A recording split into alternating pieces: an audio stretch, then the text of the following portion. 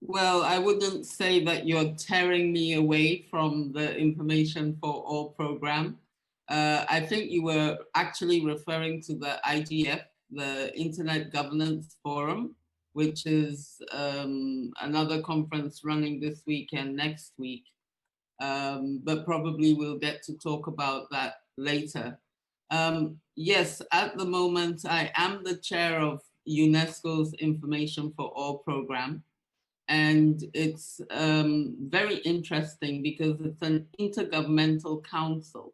So it's made up of member states. And some of the people do tease me that here you are, somebody who's been working with civil society for a lot of your life and with the UN, and now member states have asked you to take on this role. But it's a great opportunity.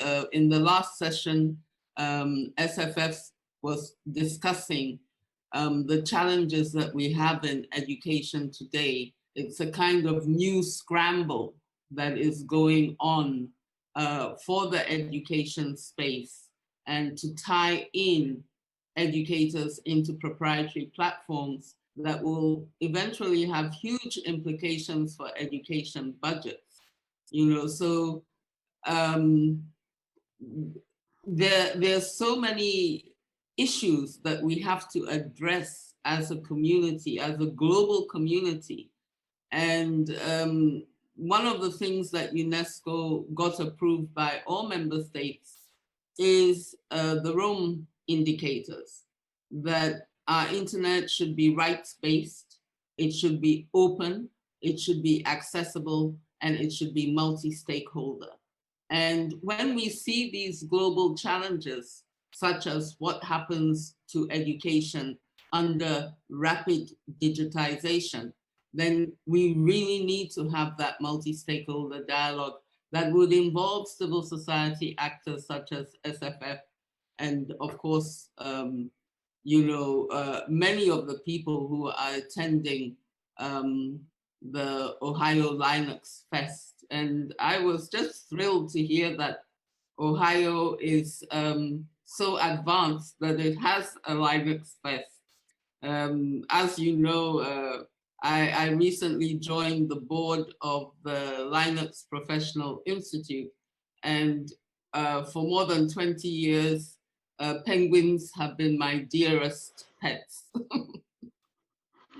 Well, great. I did notice over my social networks that you have joined the LPI as a board member. How is that important specifically to your part of the world, the collaborations with LPI? Well, it's extremely important. That's the short answer. Basically, while we've had many open source enthusiasts on the continent, if I were to be very candid, I would say that we haven't received enough attention from some of the lead organizations that work in this area. And so it's been a struggle to get certifications.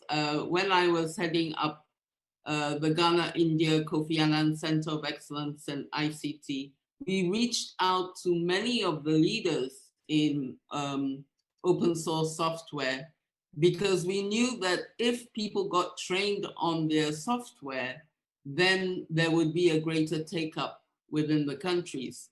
But for many, I think they had kind of absorbed, how could I say it diplomatically?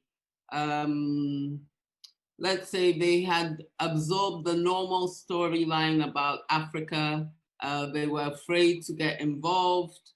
They didn't see it as a market. And meanwhile, now everybody is waking up to the fact that by 2050, we're going to have the bulk of young people on the planet, and probably going to be the largest market.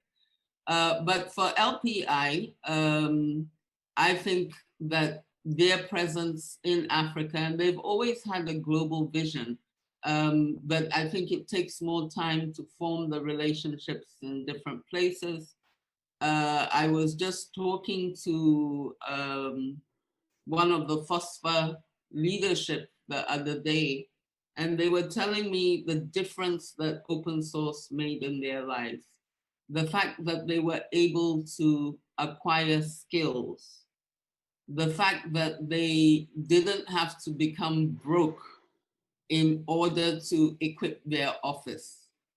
When we look at the situation today, where so many people are having to incorporate new tools into their work, you can see that open source solutions offer a great deal for Africa because they allow us to address those, how can I put it? Let's just look at health and the kind of solutions that you need in health. You can imagine what that does to a government budget if you're going for exclusively proprietary solutions. And in so many sectors now, you're going to have the software. Which kind of software? So when you look at LPI and the fact that LPI has always had a motive of delivering certification that is accessible to as many people as possible. And the design of the certifications at the moment, from your Linux Essential through to your various flavors of the LPIC, means that people have the opportunity to actually be recognized as professionals. And when we have professional software developers or system administrators on the continent, it just makes it that much easier to run our own systems. And if you are educated in open source software, that means that you have an understanding of how that software works. You have an understanding of how you can build new solutions on that. And I think I'm preaching to the converted here. Everybody knows the value of open source. So I can just say that the Linux Professional Institute really offers that opportunity to grow professionals in Linux on the continent. I think now we have about 180,000 professionals in over 180 countries, and we can only hope that that number is going to grow exponentially in Africa. Absolutely. It is important to network with others who are motivated to work in free software. And I know that you touched on this a little bit, but how powerful is free software in resolving the digital divide? Well, that is a difficult question to answer. We have a lot of potential power of free software to address digital divide issues, but the people who need it most often don't know enough about that.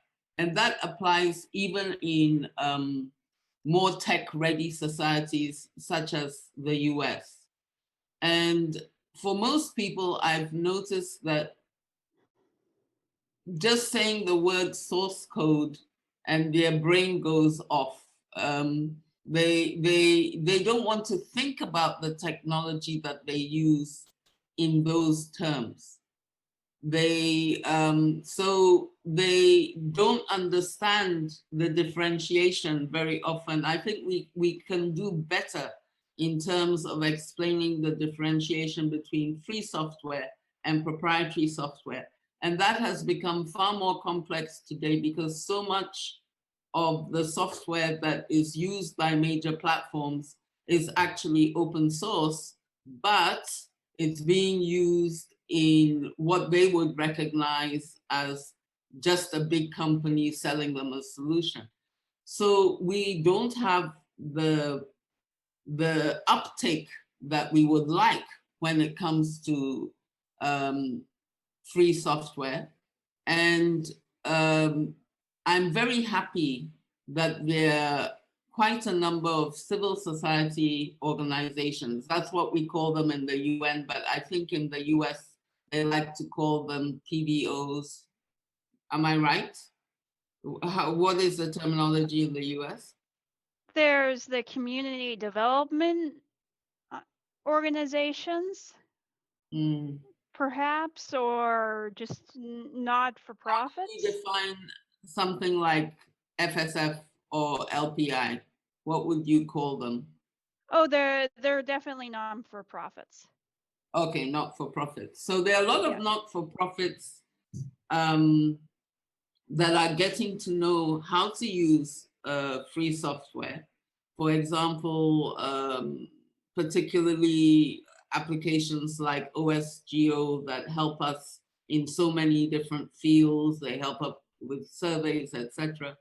But I think that we really need to have far more systematic education that will address the needs of different sectors.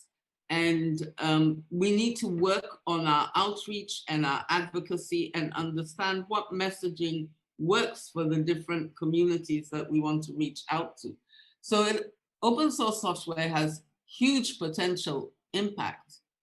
And it's at the same time having a huge impact right now, but it's hidden and people don't understand that distinction.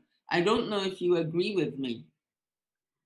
Well, I do agree with you. I think that there is a confusion between gratis and free software, particularly in the developed world. But I think that you might have something to say about certain inconsistencies on communities that try to be about free software but are not necessarily using free software all the time. I think you're referring to the fact that I sent you a tough email asking why you were using Slack. I think that it's good if we promote free software, that as much as possible, we use free software, especially when we have great solutions for doing the same thing. There's no real excuse in my mind for using a closed solution when you have open solutions that can do the job, and that by using those open solutions, you are actually doing your advocacy. So as you know, you met me at the Ghana India Kofi Annan Center of Excellence in Technology.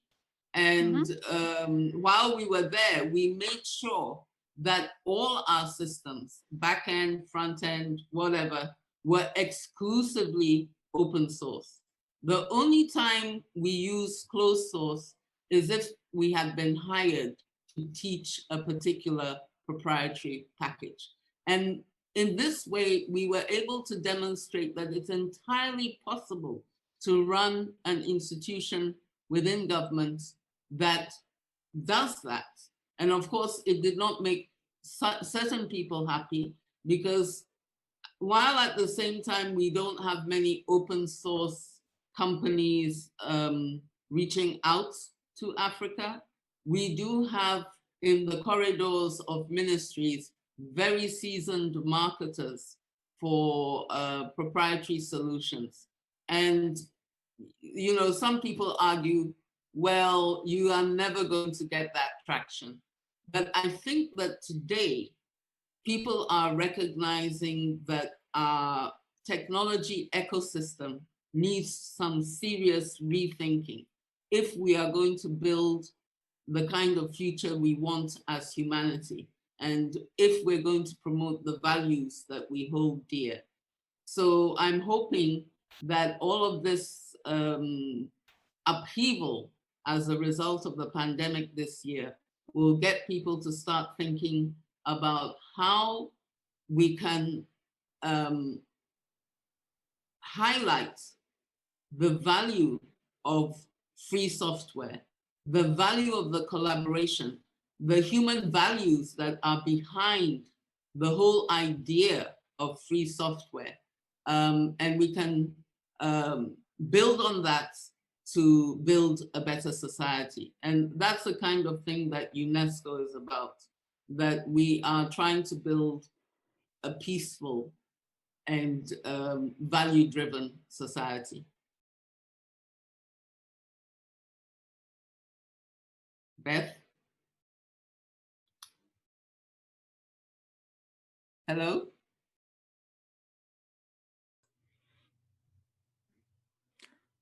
I think Beth's phone probably stopped working. Beth, are you still there? Well, you can ask me a question while we're waiting for her. Sure. Living where you are living and the experience that you have, is there any major difference that you have seen from the perspective of developed societies compared to developing societies, and if there's a difference in attitude of people towards open source software and free tools? You know, frankly, when I talk to people who are not techies, whether it is in the UK, in Europe, I'm very often in Paris because of the UNESCO work. Let me say that what I find is Europeans are far more aware, perhaps, but in the UK, I don't find them very aware. And in the US, when I speak to my, maybe I can call them civilian friends, non-techies, they haven't a clue. You know, so when I'm talking about the privacy issues, you know, everybody followed Cambridge Analytica, but the implications of Cambridge Analytica for how they behave on their devices, they don't get that at all. I mean, I'm using that as an example that has received so much media attention. So free software, it's too, should we say, philosophical, esoteric. It doesn't seem to be something that they relate to at all in general. So I'm not seeing that differentiation. When I watched the Senate hearings and interviews with tech leaders, I saw that the same problems that I observe in Africa in terms of an awareness of our leadership, of the technology issues, are also very real in other parts of the world. You know, so we have a huge amount of education to do around these issues. And I think that we have to figure out how we can market the whole thing better and how we can take it out of tech communities. And one of the things that I've noticed that we could do is, and this one is one of the things that LPI, the Linux Professional Institute, will be doing, is to form partnerships with universities, and not just people who are studying computer science in universities. Reach out to the entire younger population who are following courses in universities and give them the opportunity to get certifications, to get to understand which software makes sense for them. I was just talking to an architect, and he was saying how much of a difference open source solutions have made to his work. Good to see you back, Beth. I was worried. Well, it's great to be back. Whenever I was a part of the deployment, the most requested piece of software that we forgot to bundle into our distribution happened to be a, a CAD software, Yes. Yeah. which there is free software for computer-aided drafting, as well as planning electricity. So it was something that we were able to patch on the fly, but I definitely agree that you do need to consider free software for all sorts of problems of human endeavor, and not just You know, for the computer science students. listening to you, it just occurred to me that I could do something about that by maybe crowdsourcing, so that it could be that it already exists somewhere and I just don't know it. Mhm. But if we go through the 17 Sustainable Development Goals, we could identify the free software that helps you achieve each of those 17 um, Sustainable Development Goals. We usually refer to them as the SDGs. So whether Yeah, it that is would be in, amazing.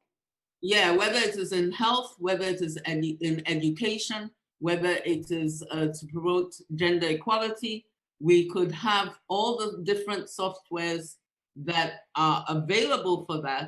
And then we would have to link to how you can get yourself trained on that. And I think that could be, very, very useful. Whether it is for somebody who has been looking after kids for 5 years and is looking to enter a different profession, and would like to get trained and certified on the different packages. I don't know which, but I'm sure she would start with an LPI certification. Or whether it is for a professional who is looking to expand their office and is looking at some very serious costs related to proprietary software. And, we do tend to get tied up in this cost issue. And the fact is that that's not the most important issue. It's the capacity building issue. And at the moment, I've been talking a lot about the introduction of new dependencies as a result of the rapid digitization during this pandemic period. And the thing about open source software is it really gives you the power back. You are no longer tied in and dependent on somebody's solution. So because you can take it apart, build on it, etc., etc. So I think that having something like this would be very good. And I promise I will start working on it. And for me, I'm always happy when I have interaction. I realize we've spent almost half the time already. I don't know if we're going to be taking questions, but this interaction has been very valuable to me because it gave me this idea. Yeah, well, you heard it first here at Open Libra Free that Dorothy Gordon calls upon all of us hackers to check out the Sustainable Development Goals, which will attack the world's problems, especially ones pertaining to poverty, in a way that is good for the environment and good for free software. We can do this, hackers. Let's get it done.